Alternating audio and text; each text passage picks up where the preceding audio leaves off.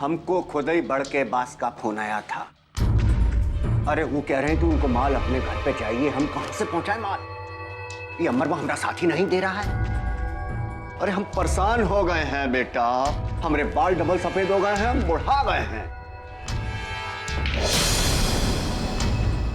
अरे अगर अंबर की बिना मदद के राजा की फैक्ट्री में जाकर हम वहां कुछ करने की कोशिश करेंगे तो राजा को हमारे धंधे पर शक हो जाएगा। तुम बताओ ऐसे में हम क्या करी?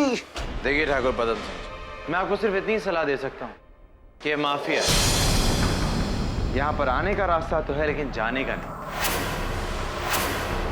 क्या करेंगे ठाकुर साहब, गंदा है लेकिन धंधा है।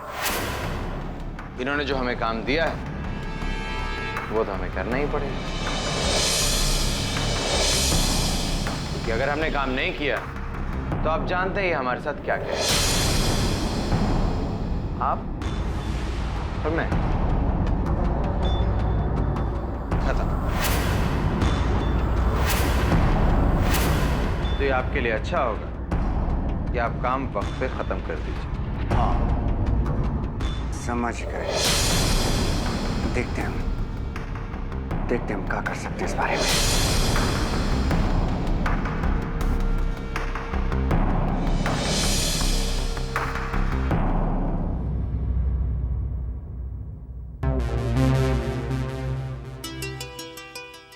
इस घर में जरूर कोई बड़ी गड़बड़ हो रही है।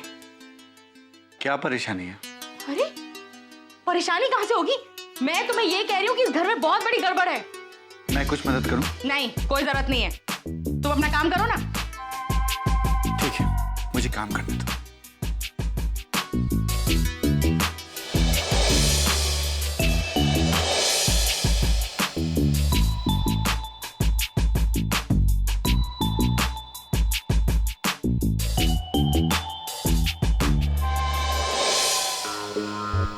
क्या बात है, बताओ। देखो वैसे मैं बताना नहीं चाहती हूँ, तुम बहुत पूछ रहे हो इसलिए बता रही हूँ। वो मुक्ति, वो लड़की नंदिनी की दोस्त, नंदिनी ने अपनी दोस्त से हम सबको क्यों नहीं मिलाया? मैं तो कहती हूँ कि नंदिनी और प्रिंस ने जरूर हमसे कुछ छिपा रहे हैं। वो तो भाई राजा ने उसे देख लिया। तुम्हें नहीं लगता कि वो लड़की माँ बनने वाली है और उसका पति उसे ऐसे ही छोड़ के विदेश चला गया?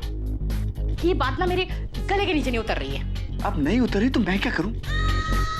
जरूरी नहीं है कि अपने दोस्तों को परिवार वालों से मिलाया जाए, समझी? मुझे तो लड़की बहुत परेशान लगी और जरूर कोई मजबूरी होगी। तुम क्यों अपने दिमाग को खराब कर रही हो?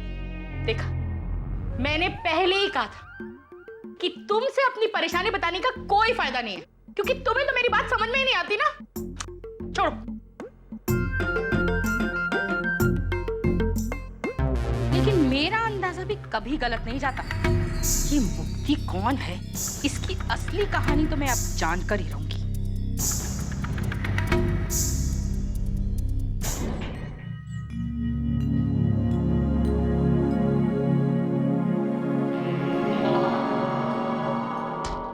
पूरा फिल्म के हीरो के माफिक दिखता है।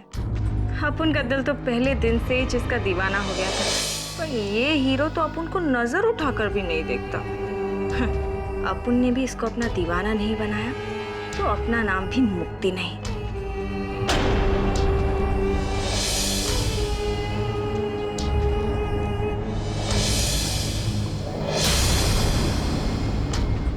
आपको कुछ चाहिए तो नहीं? नंदिनी नीचे, आप कहें तो मैं उसे बता दूंगा।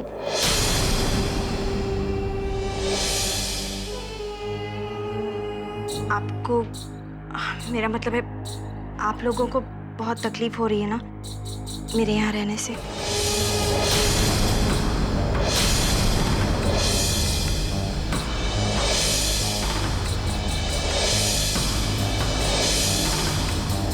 अरे आपकी चाय तो ठंडी हो रही है।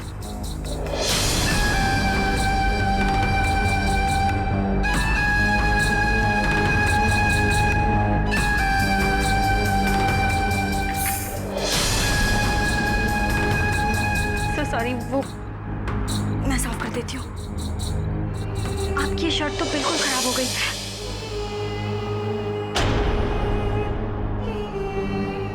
माफ कीजिए, वो मैं क्या हुआ? जी वो गलती से चाय इनके शर्ट पर गिर गई, शर्ट खराब हो गई। कोई बात नहीं, हम आपके लिए दूसरी शर्ट ले आते हैं।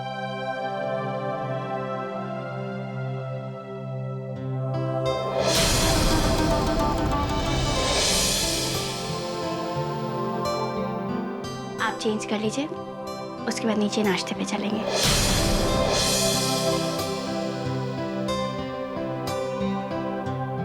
तुम भी जल्दी नीचे आ जाना। हाँ,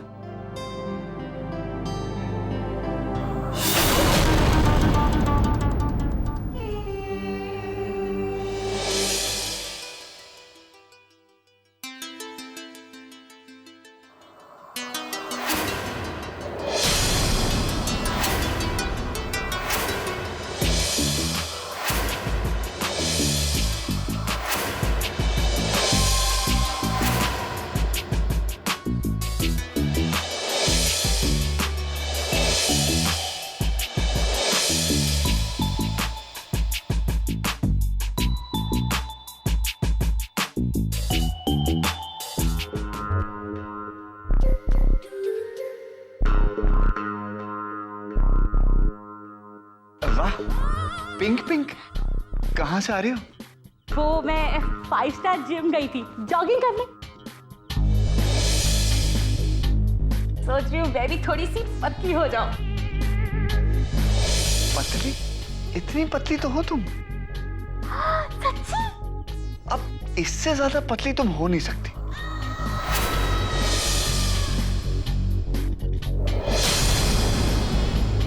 देखा आपने, मैं जब भी कोई कोशिश करती हूँ ना, बस ऐसी बातें करके ही ना मेरा मन जलाते रहते हैं, जलते हैं मुझसे। अरे सुजीत बाबू आपसे डरते हैं बहन जी ना कि कहीं आपके सामने बुढ़े ना लगे। हाँ तक अब देखिए ना, आपने सिर्फ अपना पहनावा बदला है, पूरे 10 साल कम लग रही हैं आप, सच कह रहे हैं। हाँ थैंक यू भाई राजा। भाई राजा, तभी तो मैं सोचूं कि जब मैं मोहल्ले को क्रॉस कर रहा था तो मैंने सुना कि कोई कह रहा था कि बूढ़ी घोड़ी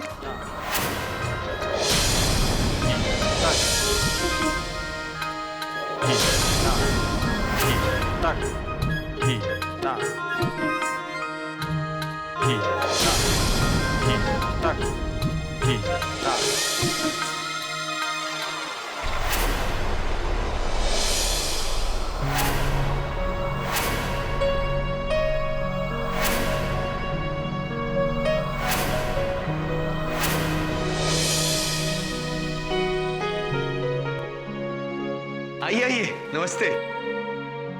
दादी, आर्यन, आप लोग अचानक यहाँ पर?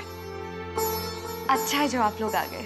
यहाँ से गुजर रहे थे, सोचा आप लोगों से मिलकर जाऊं। अच्छा हो गया आप लोग आ गए। नीलिमा भी यही कह रही थी कि आज वो आपसे मिलने जाएगी। आइए ना, आइए बैठिए, आइए। अरे ये लो, नंदिनी प्रिंस और वो मुक्ति है, नंदिनी की सहेली।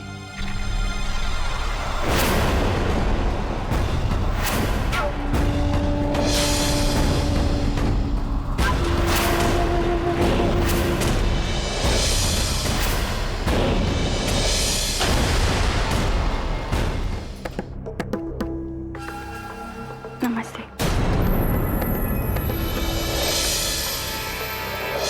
अब अपुन की औकात का पता चल गया होगा सेठ को। बस इतने में दिमाग का फ्यूज उड़ गया सेठ। अभी तो 440 वोल्ट के उस झटके का सोच जो अपुन को प्रिंस की बाहों में देखकर तेरे को लगने वाला है। आओ।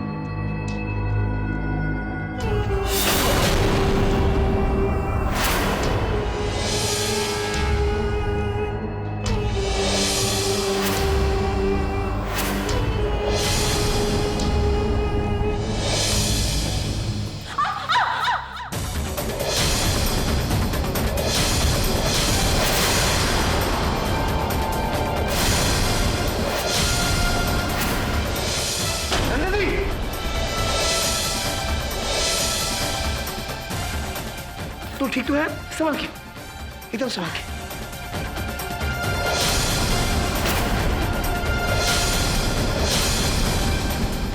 तू ठीक तो है ना? जी भैया, हम ठीक है। नंदिनी बेटा, पेट में झटका तो नहीं आया? नहीं फातिमा भी, हम ठीक है। सबका ध्यान इधर नंदिनी पर ही है, तो किसको चिंता ही नहीं है।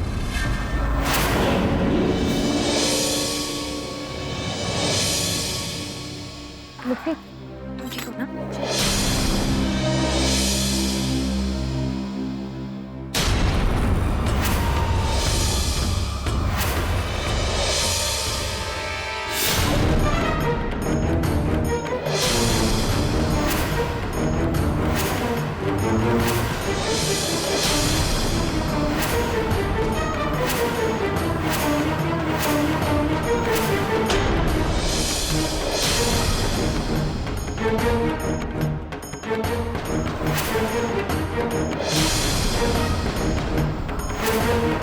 कल मंदिर से मैं हमारे भांजे के लिए एक सुरक्षा कवच लेकर आई।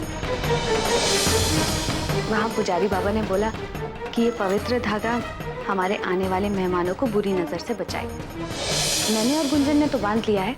लाओ, इसे मैं तुम्हारे हाथ पे भी बांध देती हूँ। हम इसे बाद में बांध देंगे, आप हमें दे दीजिए। ठीक है, लेकिन इसे याद से बांध लेना।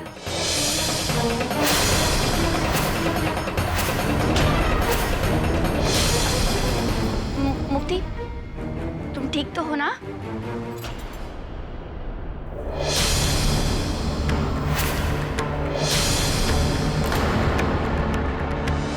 कितने मुश्किल के बाद भगवान ने तुझे सुख दिया है,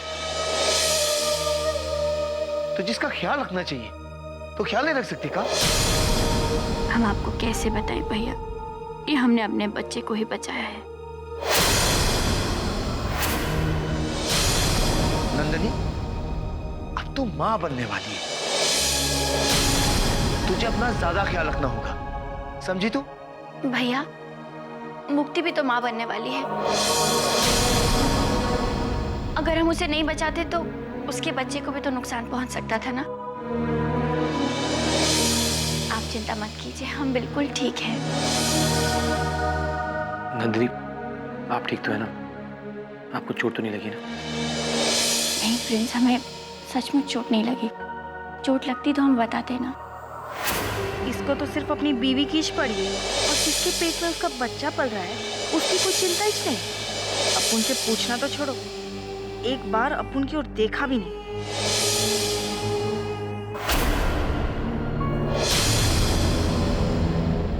मुक्ति, तुम ठीक हो?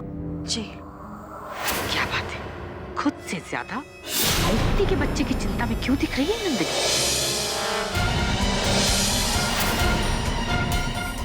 अभी आप सभी बताइए, ये हालत मां हम इसे अकेले कैसे रहने देते हैं?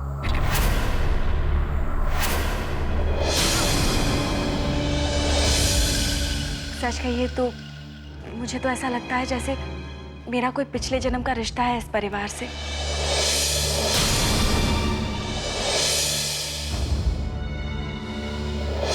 मतलब इतना अपनापन मुझे क्यों लगता है यहाँ पर?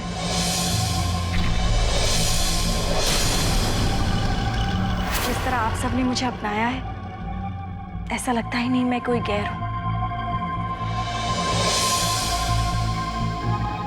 अरे तुम गैर कैसी हो सकती हो मुक्ति? अगर तुम नंदिनी की सहेली हो तो तुम हमारी बहन बनी कि नहीं? जी। अच्छा, मेरी दवाई का वक्त हो गया है, मैं अभी आती हूँ। अच्छा। मुक्ति, तुम यहीं बैठो, तुम्हारी दवाई हम ले आते हैं।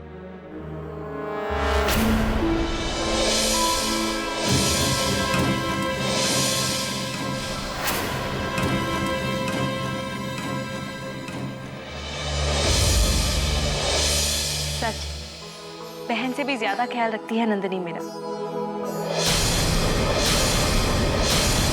नंदिनी तो ऐसी है बेटा, जिसे प्यार करती है जी जान से करती है। जी।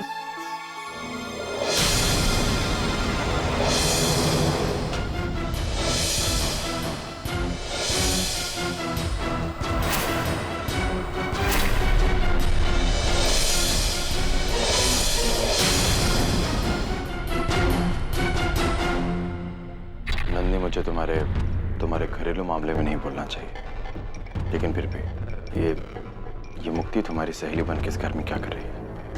वो आर्यन, हालात ही कुछ ऐसे हो गए थे। मुक्ति के मकान मालिक ने उसे रात को ही घर से निकाल दिया और मदद के लिए वो हमारे पास आ गई। और वो इस हालत में थी तो उसे अकेला नहीं छोड़ सकते थे, इसीलिए। कैसी बच्चों जैसी बात कर रही हो तुम? तुम्हें मालूम है कि कितना खतरनाक हो सकता है अगर तुम्हारे घर वालों को पता चल गया तो? नहीं आर्यन, ऐसा कुछ भी नहीं होगा। हाँ, इतना ज़रूर है कि अगर मुक्ति हमारे साथ रहेगी तो हम उसकी देखभाल अच्छे से कर पाएंगे। बल्कि आर्यन, प्रिंस ने मुक्ति के कहीं और रहने का इंतज़ाम भी कर दिया था, लेकिन ऐन वक्त पे भाभी ने आके उसे यहीं रोक लिया। शायद भगवान की भी यही इच्छा थी कि मुक्ति हमारे घर में रहे। देखो नंदिनी, जो तुम कर रही हो गलत है। अगर मुक्ति का राज घर वालों के सामने खुल गया तो तुम्हारे घर की खुशियों पे ग्रहण लग जाएगा। आर्यन, हमें भगवान पर पूरा भरोसा है और वो कहते हैं ना कि दुनिया में जो कुछ भी होता है वो भगवान की इच्छा से होता है। तो अगर ये सब कुछ भगवान की इच्छा से हो रहा है तो हम उसे रोकने वाले कौन होते हैं? और अगर हमारे साथ कुछ गलत होना होगा तो हम लाख कोशिश भी कर लें, हम उसे रोक नहीं सकते। देखना आर्यन, अब जो कुछ भी होगा अच्छा होगा।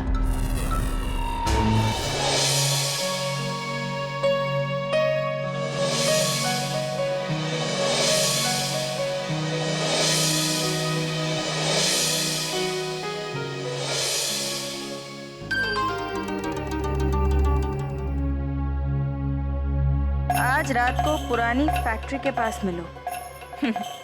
लगता है आर्यन सेठ को अपन को इधर देखकर कुछ ज्यादा ही जोर का झटका लगा है।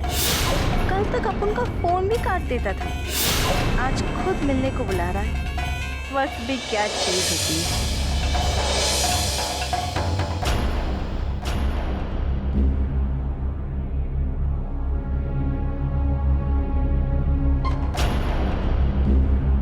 मुझे तुमसे बात करनी है नंदिनी। नंदिनी, जो तावीज मैंने तुम्हें तुम्हारे बच्चे की रक्षा के लिए दिया था, तुमने मुक्ति को क्यों पहना दिया?